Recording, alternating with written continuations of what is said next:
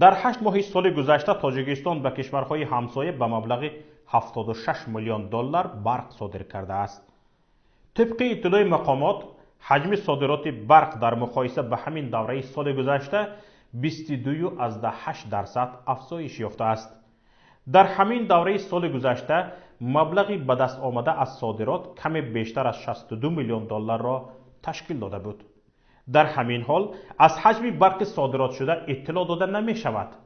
تنها گفته شده است که برق به ازبکستان، افغانستان و قرقیزستان فروخته شده است.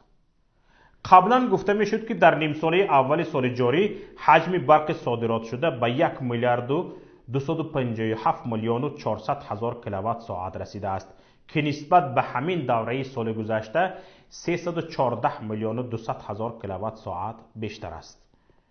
گفته می شود صادرات برق به حسابهای شرکت مونوپولیستی برق تاجیک 230 میلیون سومانی یا 23 میلیون 700 هزار دلار بوده است.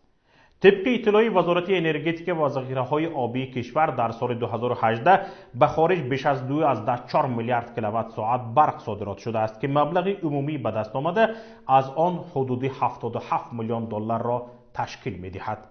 هر کیلووات برق به افغانستان با مبلغ 4.11 سنت و به ازبکستان 2 سنت فروخته شده است.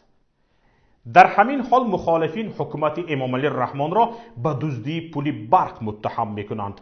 از جمله محی الدین کبیری رهبر پیمان ملی تاجیکستان ضمن یک برآمد مستقیمش گفت دلایل در دست دارد که مبلغ‌های برق صادرات شده به خارج راست به حساب‌های آفشاری عائله امام علی الرحمن می‌رود.